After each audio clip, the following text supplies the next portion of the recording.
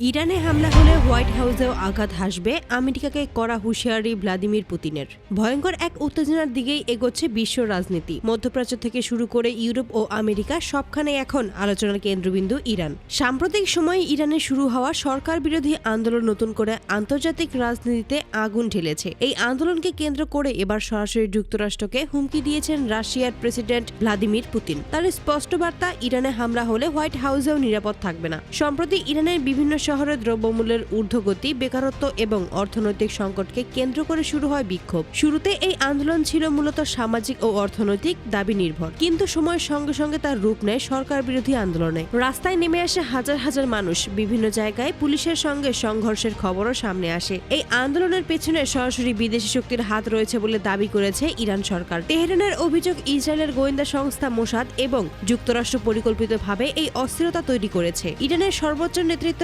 একাধিকবার জানিয়েছে এই আন্দোলন কোনোভাবেই স্বতঃস্ফূর্ত নয়, বরং এটি একটি বিদেশি ষড়যন্ত্র। এই পরিস্থিতির মধ্যেই যুক্তরাষ্ট্র একাধিকবার ইরানের বিরুদ্ধে সামরিক পদক্ষেপের হুঁশিয়ারি দিয়েছে। মার্কিন প্রশাসনের দাবি, ইরান পরমাণু অস্ত্র কর্মসূচি এগিয়ে নিচ্ছে এবং আঞ্চলিক স্থিতিশীলতার জন্য হুমকি হয়ে উঠছে। তাই প্রয়োজনীয় সামরিক হামলার পথেও হাঁটতে পারে ওয়াশিংটন, এমন ইঙ্গিত দিয়েছে মার্কিন কর্মকর্তারা। আমেরিকার এই ঘোষণার পরপর কড়া প্রতিক্রিয়া জানায় ইরান। তেহরান স্পষ্ট করে জানিয়ে দেয়, ইরানের ওপর হামলা হলে তার জবাব দেওয়া হবে সরাসরি ও কঠোরভাবে, কোনো ধরনের ছাড় দেওয়া হবে না। ইরান এটাও জানায়, তারা একা নয়, পাশে রয়েছে শক্তিশালী মিত্ররা। এখানেই দৃশ্যপটে প্রবেশ করে চীন ও রাশিয়া। ইরানের দীর্ঘদিনের মিত্র এই দুই পরাশক্তি সরাসরি যুক্তরাষ্ট্রকে সতর্কবার্তা দেয়। চীন কূটনৈতিক ভাষায় বললেও রাশিয়া একেবারেই কড়া সুরে কথা বলে। রাশিয়ার পক্ষ থেকে জানানো হয়, ইরানের বিরুদ্ধে যে কোনো সামরিক আগ্রাসন শুধু মধ্যপ্রাচ্যে নয়, গোটা বিশ্বকে অস্থিতিশীল করে তুলবে। এই উত্তেজনার মধ্যেই রাশিয়ার প্রেসিডেন্ট ভ্লাদিমির পুতিন দেন তার সবচেয়ে বিস্ফোরক বক্তব্য।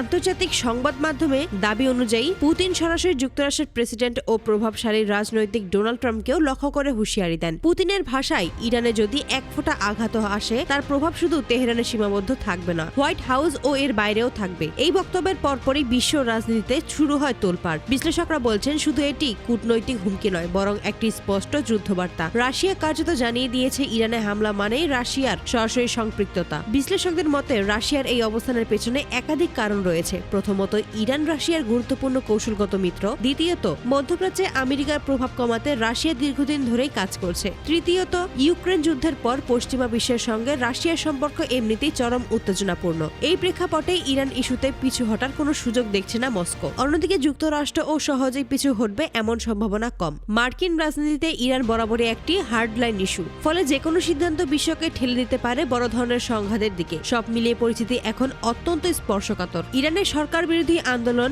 আমেরিকার হামলার হুমকি, ইরানের পাল্টা প্রতিশোধের ঘোষণা এবং রাশিয়া চীনের সরাসরি সতর্কবার্তা, সবকিছু মিলিয়ে তৈরি হয়েছে এক ভয়ঙ্কর যুদ্ধের আশঙ্কা। বিশ্ববাসী এখন তাকিয়ে আছে পরবর্তী পদক্ষেপের দিকে। সত্যিই কি ইরানে হামলা হবে? রাশিয়া কি তার হুঁশিয়ারি বাস্তবে রূপ দেবে, নাকি শেষ পর্যন্ত কূটনৈতিক সমাধানই থামবে এই উত্তেজনা? এই মুহূর্তে একটা কথা নিশ্চিত, একটি ভুল সিদ্ধান্ত গোটা বিশ্বকে ঠেলে দিতে পারে ভয়াবহ যুদ্ধের দিকে। এই বিষয়ে আপনার মতামত কি? আপনি কি মনে করেন পরিস্থিতি যুদ্ধের দিকে যাচ্ছে, নাকি শেষ পর্যন্ত আলোচনার টেবিলেই সমাধান হবে? আপনার মূল্যবান মতামত কমেন্টে জানাতে ভুলবেন না। ধন্যবাদ।